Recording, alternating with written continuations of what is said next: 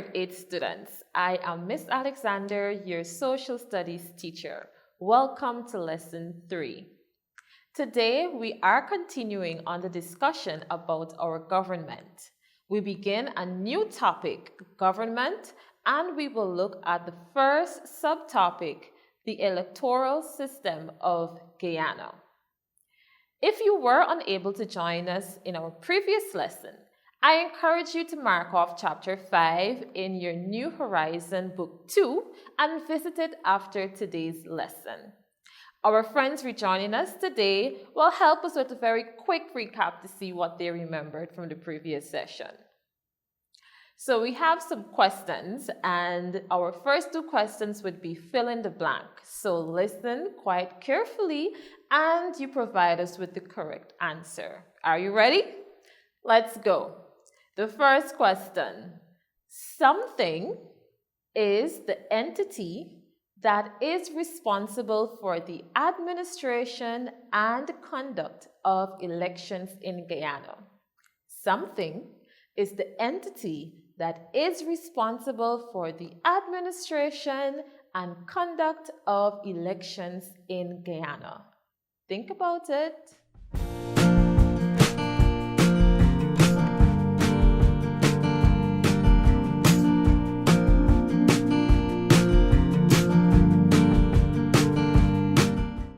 You have just a few seconds more. All right, if you said the Guyana Elections Commission, you are correct. Good job. Our second fill-in-the-blank question. In Guyana, parties have to contest for a total of something seats in Parliament. You tell us how many seats are there. In Guyana, parties have to contest for a total number of something seats in Parliament. How many seats are there?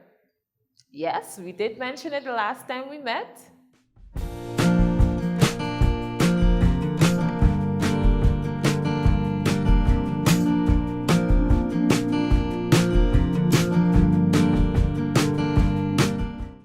All right, if you said 53 seats, you are correct.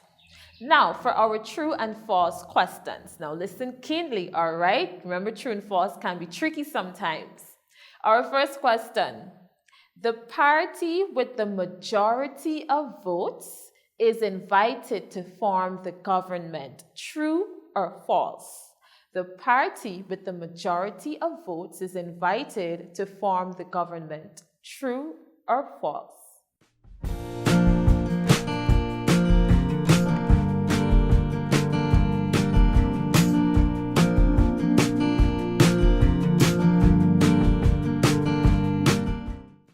All right, the answer is true. Good job. So our final question for our recap. The Prime Minister of Guyana is invited to name the ministers, cabinet ministers, and ministers of parliament to the government. The Prime Minister is invited to name the ministers, cabinet ministers, and members of parliament to the government. True or false?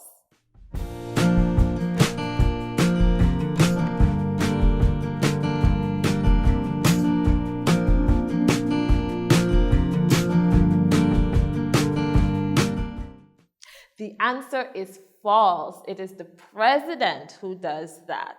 Good job. I'm very happy to know that you remembered some of the key points of our previous lesson. You did great. Let's get into today's session. The lesson for today is on the electoral system of Guyana. Now, during the session, you may want to pay keen attention to terms such as elector and election process. So what are the objectives for today? Students should be able to 1.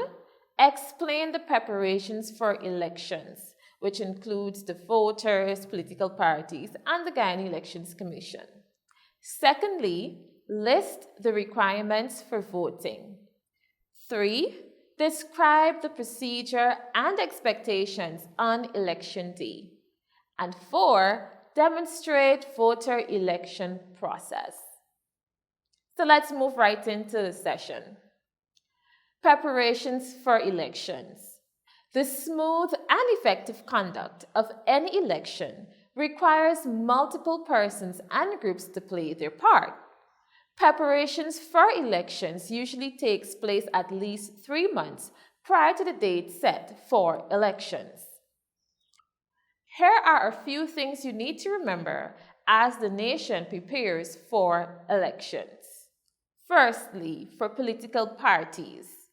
Just before elections, political parties start their campaign. In order to win the support of voters, leaders of those parties hold meetings throughout the country.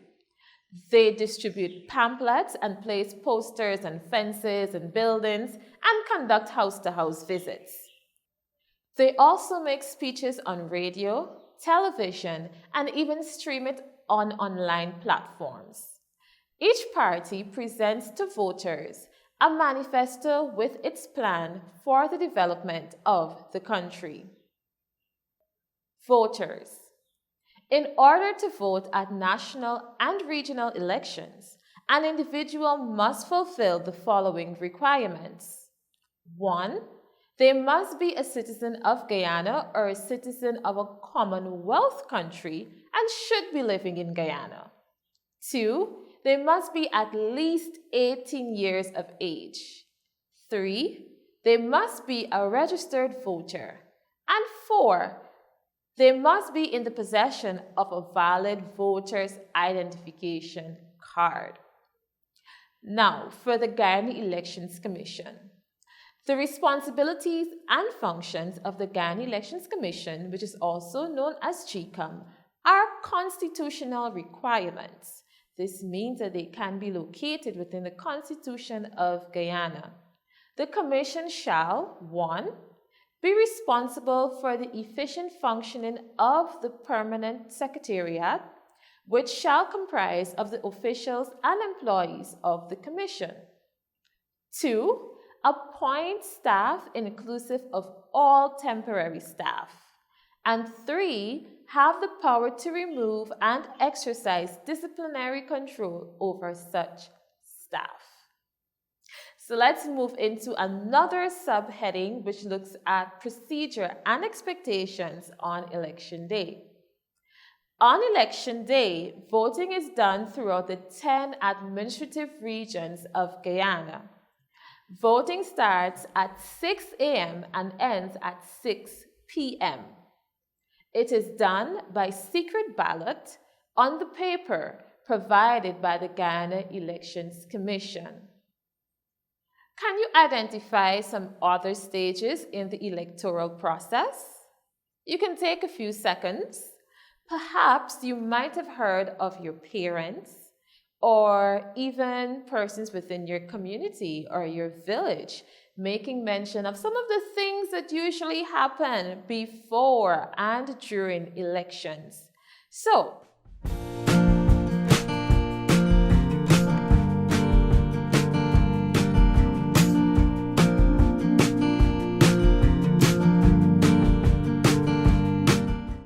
have you thought of any?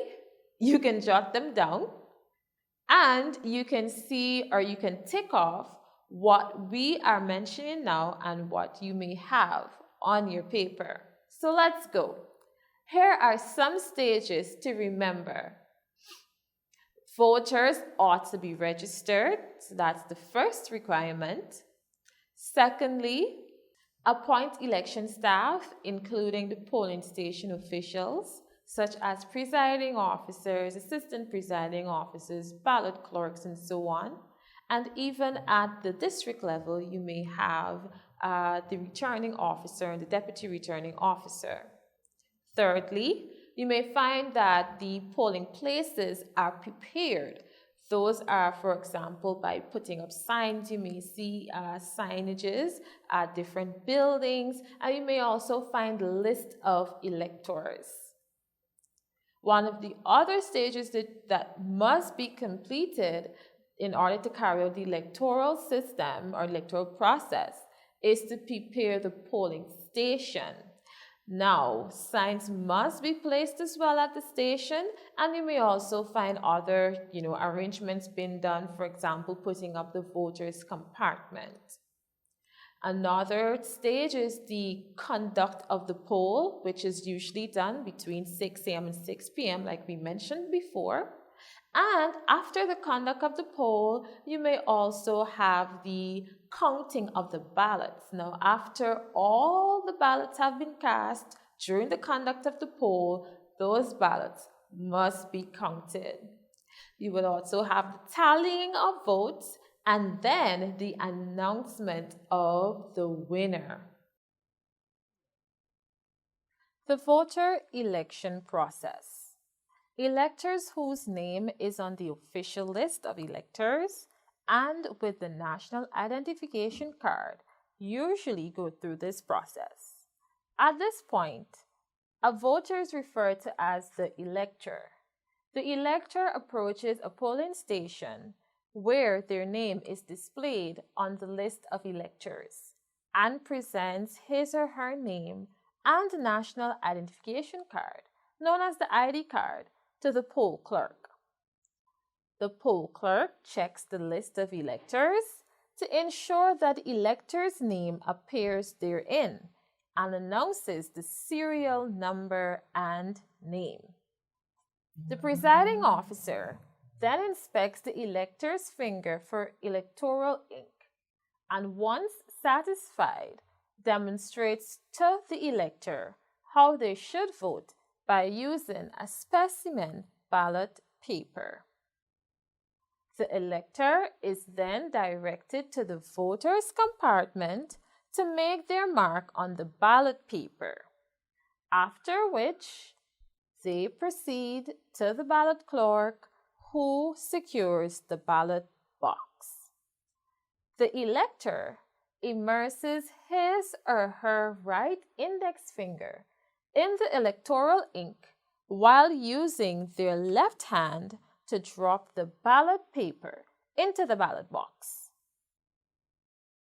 It must be noted that due to the democratic system of government in Guyana, provision is made for citizens with special conditions such as persons with disability, the elderly, and even those without their identification cards. So let's sum up today's lesson. Firstly, we understood that the smooth and effective conduct of any elections requires the involvement of various individuals and bodies, particularly the involvement of the Guyana Elections Commission. Secondly, the first two criteria to qualify as an elector or voter, an individual must be a citizen of Guyana or a citizen of any Commonwealth country and living in Guyana, and they must be at least 18 years of age. The elector is required to go through the voter election process to exercise his or her right to vote. And fourthly, votes are cast using a ballot. Well, students, this has brought us to the end of today's lesson. There is so much to learn about our country and how it is governed. Do remember to complete any activity that you might have left off during today's session. I am Miss Alexander saying bye for now and see you in the next lesson.